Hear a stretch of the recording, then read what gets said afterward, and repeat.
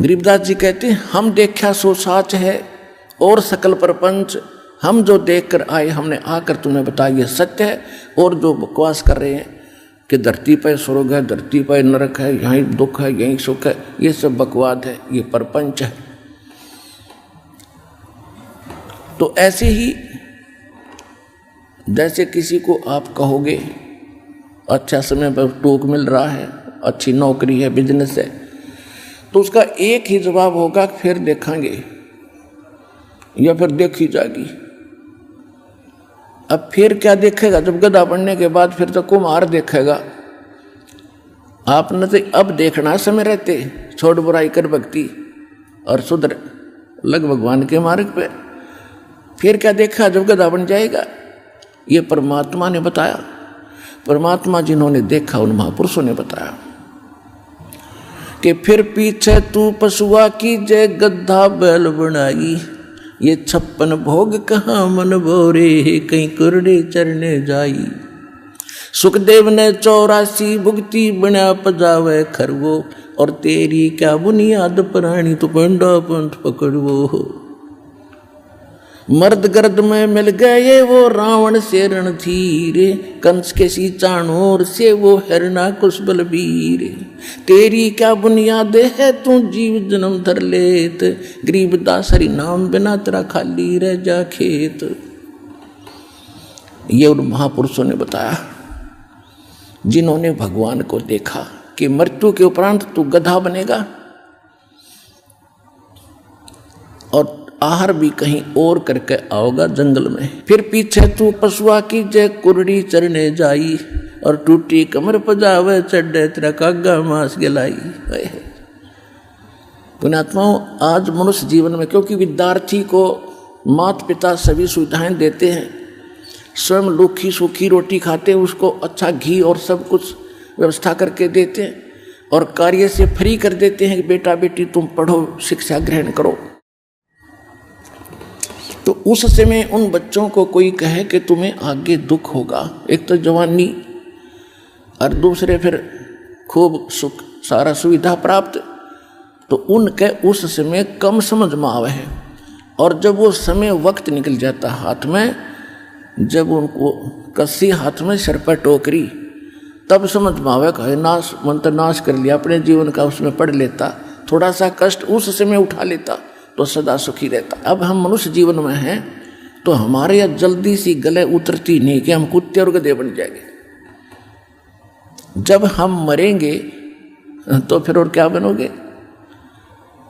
Understood है, कुछ भी हो सकते हैं। और जिन्होंने देखा भगवान ने बताया, कबीर हरि के नाम बिना ये राजा रसब हो, मट्टी लदे कुम्हार के वही घास न नीरे कोई। कबीर हरि के नाम बिना ये नार कूतिया हो, गली गली भौंकत फिरे फिर टोक न डाले कोई। बीबी पड़दे रहे थी वो डोडी लगे थी बार, अब गात उघाड़े फिरती हैं वो बन कुतिया बाजार। वो पर्दे की सुंदरी सुनो संदेशा मोरे, गात उघाड़े फिरती हैं वो करें सरायों शोर। नकबे सर नक पे बनी वो पैर थी हार हमेले, सुंदरी से कुतिया बनी देख साहेब के खेल। ये भगवान ने बताई और परमात्मा के बताए, और परमात्मा से प्राप्त महापुरुषों ने बताया, और प्रत्यक्ष आपके सामने है। क्या बताते हैं कि जो बड़े बड़े सेठ साहूकारों की औरतें, नवाबों की परिवार, राजाओं के परिवार पर्दों में रहा करते थे। बीबी पर्दे रहे थी और डोडी लगे थी बाहर, कई कई चौकी लगती थी, कोई गैर पुरुष अंदर प्रवेश ना कर जा। और काजू किशमिश के हलवे और खीर बना के खाया करती थी, क्योंकि वो पिछले जन्म की पुण्यकर्मी प्राणी थी। राजा के घर जन्म हुआ, अच्छे घर में जन्म हुआ, अच्छे वर से ब्याही गई, और पिछली बैटरी चार्ज थी, आगे चार्जर था नहीं। जब तक इन्वर्टर की बैटरी पीछे से चार्ज है, आगे चार्जर बेशक ना लाओ, वो पूरा काम कर रही होती है जब तक उसकी अक्षमता चल है। और जिस समय उसकी अक्षमता समाप्त होगी एकदम सब ही सुविधाएं जो उसे प्राप्त थी बंद हो जाएंगे। ना पंखा चलेगा, ना बल्ब जगेगा, ना को कूलर चलेगा, यानी परेशानी का सामना करना पड़ेगा। इसी प्रकार जो पिछले जन्म के पुण्यकर्मी प्राणी हैं आज उच्च पद प्राप्त हैं और अच्छे अच्छे बंगलों में रह रहे हैं, और भक्ति ना करने से क्या बताया कि वो बीबी यानी राजाओं की रानियां, नवाबों की रानियां काजू किशमिश के हलवे खाया करती, जूठे छोड़ा करती, उनकी नौकरानियां उनके बच्चे खाया करते थे। ठीक है, जब तक आपकी जेब में पैसा है और आगे मजदूरी या कोई धंधा आपका है नहीं, तो उसने खो खराब करो, खर्चों ते फेंको, मौज आपकी। जब वह जेब खाली हो जाएगी, बैंक बैलेंस निल हो जाएगा, फिर पता चलेगा आपको उस पैसे की कीमत का। और आगे ना किया, बैंक बैलेंस खत्म हुआ। इसी प्रकार परमात्मा कहते हैं वो बीबी पर्दा रही थी, एडी से लेकर चोटी तक पर्दों में रहा करती, कोई उनका अंग ना देख ले इज्जत का नाश हो जाए। और भक्ति करी नहीं, संत के निकट गए नहीं, सत्संग सुना नहीं। ओए होए, कहते हैं भेड़ पूछ को पंडित पकड़े, भादो नदी बिहंगा, गरीब दास वे भव जल डूबे, जिन्हें नहीं मिला साध सत्संगा। जो साधना कर रहे हैं और नकली कर रहे हैं, डुप्लीकेट कर रहे हैं, मनमाना आचरण कर रहे हैं, तो वो भी व्यर्थ है। वो तो ऐसा कर रहे हैं जैसे दरिया से पार होने के लिए भादों के अंदर बहुत वर्षा होती है और सभी दरियाएं अपनी चरम सीमा पर बह रही होती हैं, ऊपर किनारों को छूती हुई चल रही होती, इतना भयंकर जल चलता है। और उस समय कोई किसी से पूछे कि मैंने दरिया से पार जाना है, कैसे जाऊं, और उसको कोई मूर्ख ये कहे ये भेड़ खड़ी है, इसका पूंछ पकड़ ले, दरिया में बढ़ जाओ दोनों और ये पार कर देगी, तो कहते नहीं। तो जो हमारे धर्म गुरु भेड़ पूछ को पंडित पकड़े, ये भादो नदी बिहंगा, गरीब दास वो भवजल डूबे, जिन्हें नहीं मिला साध सत्संगा। कि जैसे शास्त्र विधि को त्याग कर जो मनमाना आचरण करते हैं, जो इस दास के पास कंप्लीट कोर्स ऑफ वर्शिप है, जो परमात्मा की सत भक्ति का पूर्ण मार्ग है, साधन है, वो इस विश्व में किसी के पास नहीं है। ये अंडरस्टूड हो गया कि अन्य सभी भेड़ की पूंछ पकड़ के और दरिया पार होना चाहते हैं, यानी भव सागर से, संसार सागर से वो पार होने का व्यर्थ प्रयत्न कर रहे हैं, वो इसमें डूब कर मरेंगे, यही रह जाएंगे। जिनको नहीं मिला साध सत्संगा, यानी संत का जिसको सत्संग नहीं मिला, तो वो यहीं रह जाएंगे। तो क्या बता रहे हैं कि अब वो पर्दे के अंदर बंद सारी सुविधाएं, क्योंकि उसके भाग्य में सब कुछ भगवान देगा ही देगा जो उसके प्रारब्ध में लिखा है। और संत की छींट लगी नहीं, सत्संग सुन पाई नहीं, क्योंकि इज्जत वाली वो बेटी थी वह। और कहते हैं हमारी बहन बेटियां घर से बाहर ना निकला, हमारी इज्जत का नाश हो जाए। और फिर क्या बताते हैं भविष्य क्या होगा उन भोली आत्माओं का। कहते हैं बीबी पर्दा रहे थी, डोडी लगे थी बाहर, एडी से लेकर चोटी तक अंगों को ढक कर रखती थी। भक्ति ना करने से, भक्ति परमात्मा की सत्साधना ना करने से आज कुतिया बनकर सरेआम घूम रही है वह इज्जत। कोई वस्त्र भी नहीं उसके किसी अंग पर। उन आत्माओं या आत्मा का ठेस लागनी चाहिए, चाहे भाई हो, चाहे बहन हो, स्त्री हो या पुरुष हो। जो भगवान ने बोल रखा सारी सच्ची हैं। हमारे इस काल के भांग का नशा घना हो गया, क्योंकि समय पर टूक मिल रहे, जब चाहो खाना खा लें, जब चाहो बकवाद घड़ लें, डांस देख लें, फिल्म देख लें। ये अनमोल समय न्यों बर्बाद करने का था, हमें पता नहीं था। अरे पता लग गया, अब कहते समझा है तो सिर दर पाओ और भौर नहीं रहे, ऐसा दाव। कहते वो पर्दे की सुंदरी और सुनो संदेशा मोर, इब गात उघाड़े यानी नंगी फिर रही है और करें सरायों शोर। पहले तो काजू किस्मस के हलवे जूठे छोड़ा करती थी और आज एक टूक के लिए वो कुतिया बनकर धर्मशाला के सामने बैठी है। अतिथि आते थे, अपनी रोटियां लाते थे, खाना खा रहे होते हैं, कुतिया देख रही होती है वो कुत्ता कि कब तेरी तरफ टूक डाले। और छोटा सा टूक ग्रास भगवान आदमी उस कुत्ते की तरफ ऐसे फेंक देता है। अब साथ में वह 1-2 ग्राम यानी 2-4 टूकों में 10 ग्राम रेत साथ खा रही है। 10 ग्राम रेत साथ खा रही है, एक टूक के लिए तरस रही है।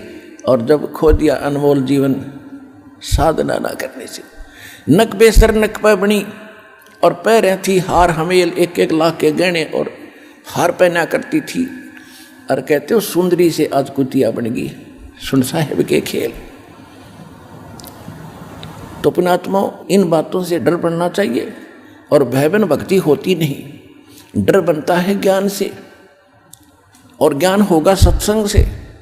जैसे एक छोटे बच्चे होते हैं, अनजान बालक होते हैं, वो सर्प न पकड़ लें।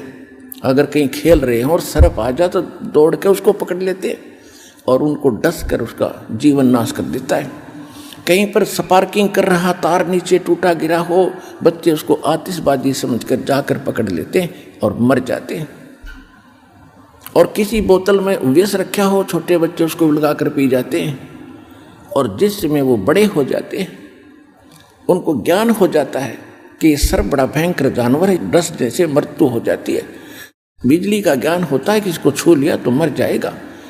ऐसे विष के बारे में बताया जाता है कि इसको पी लिया तो मर जाओगे। तो जब वो बच्चे बड़े हो जाते हैं और उनको ज्ञान हो गया, तो उन भयंकर वस्तु पदार्थों से, उन जानवरों से डर बढ़ गया उसके। और डर बिना तो जान बच गई, और डर बिना ज्ञान से।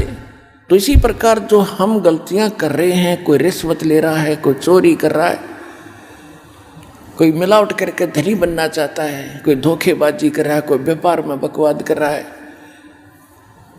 या कोई डाके मार रहा है, कोई और गलतियां कर रहा है, ये व्यस खा रहे हैं, व्यस।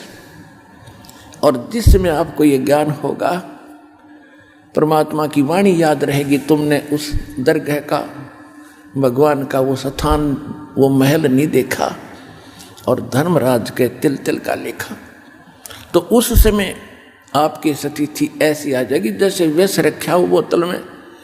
बच्चों के भी हाथ से दूर रख दोगे कि कहीं किसी के टच ना हो जाए। अगर किसी विष माने कोई औषधि होती है, जैसे फसल में डालते कीड़े मारने की दवाइयाँ होती हैं, तो उनको ऊपर रख दोगे एक तरफ, किसी का हाथ ना लगे।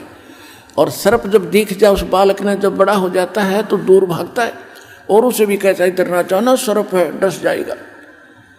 तो इसी प्रकार जब आपको ज्ञान होगा, आप विष नहीं खा सकते, सर्प को नहीं छू सकते और नंगे तार को नहीं पकड़ सकते।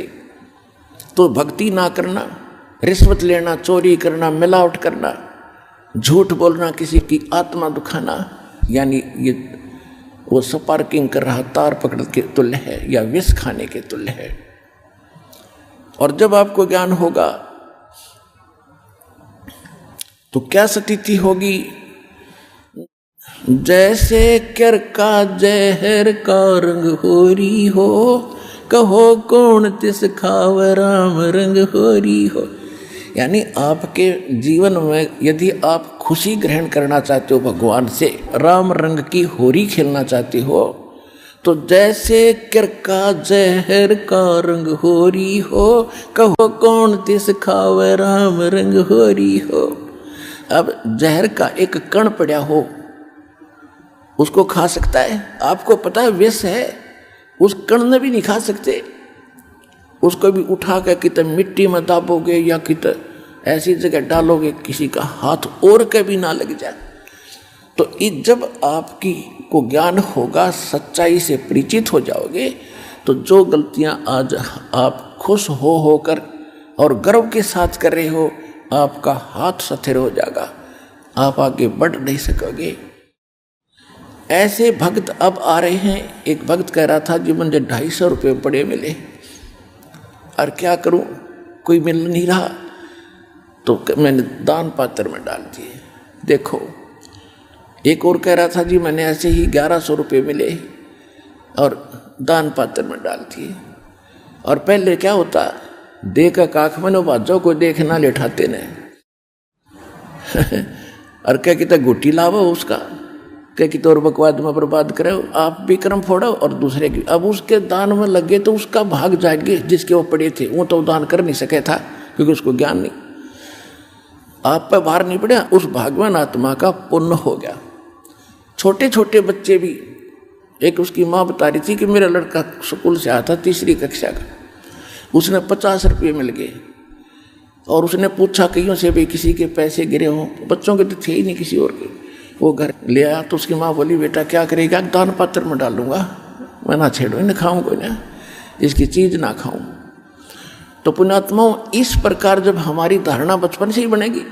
और अब हम क्या ट्रेनिंग देते हैं अपने बच्चों को, हम ट्रेनिंग ये सुना करते पहले जो दास छोटा सा था कि उसका लड़का उसने ऐसी डिग्री प्राप्त कर ली, एक कोठी बना ली, बड़ी कमाई कर रहा है, तो हमारा वो इंजेक्शन लग गया करते कि हम भी अफसर बन गए तो कोठी बनावाएंगे, खूब ऐसे ऐसे करेंगे।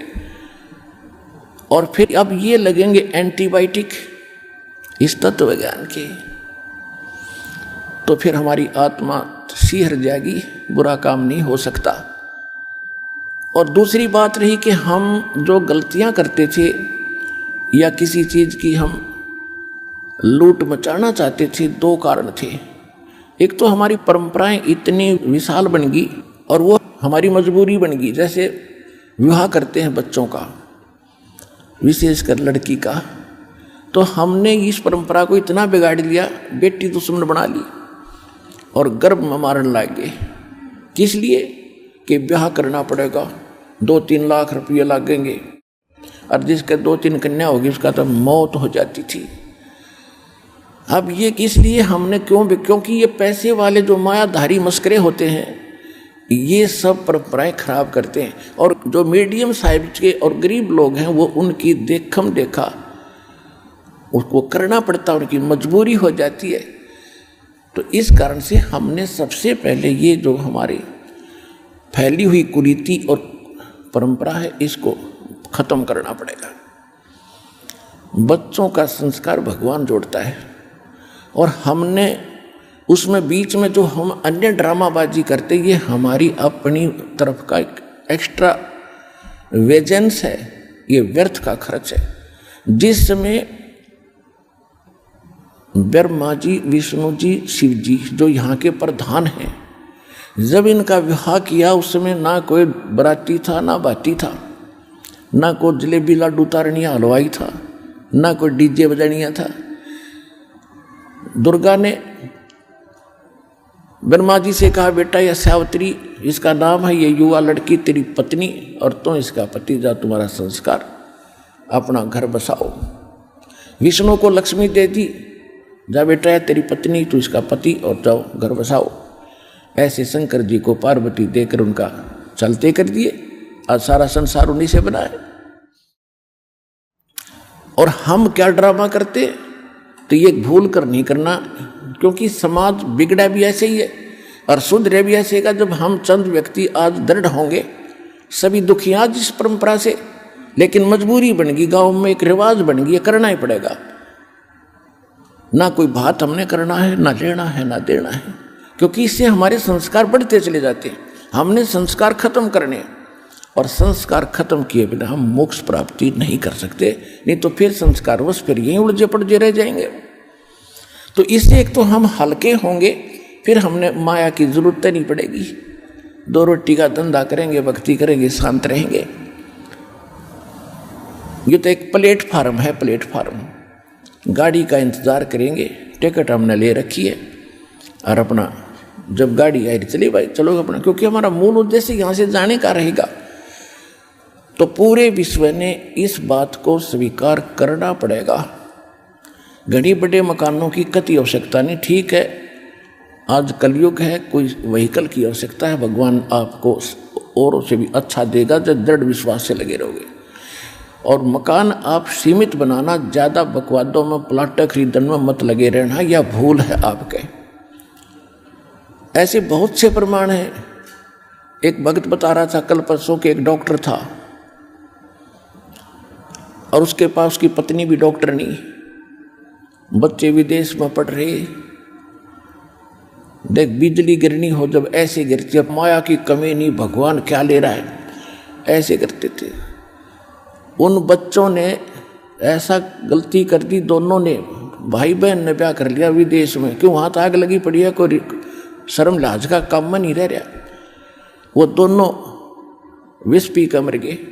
अब चाट ले उस धन ने, वह कोठी भी रहेगी और वो चौधरपना भी गया। जिनके लिए दुनिया को लूट रहे थे, एक इंजेक्शन ला कर 100 रुपये 500 रुपये रख दे, ये विष खाया। और कहते संसार शोक सराय में सूतक दिन राती, और जीवित जग में जूते पड़े फिर जम तोड़े छाती। और जीवित इनका ये हाल हो गया, आगे यम के दूत उनके साथ क्या करेंगे, कहते उनकी छाती तोड़ेंगे, उनका लठ मारेंगे। प्रत्येक प्राणी कोई भी हुआ जो भक्ति नहीं कर ये बकवादों में जीवन व्यर्थ कर गया, तो ऐसी स्थिति होगी इनकी। तो कहने का भाव ये है दास का कि हम स्टूडेंट हैं, हम विद्यार्थी हैं इस भक्ति मार्ग के, हम भक्त हैं। भक्त कहो विद्यार्थी कहो। और भक्त और विद्यार्थी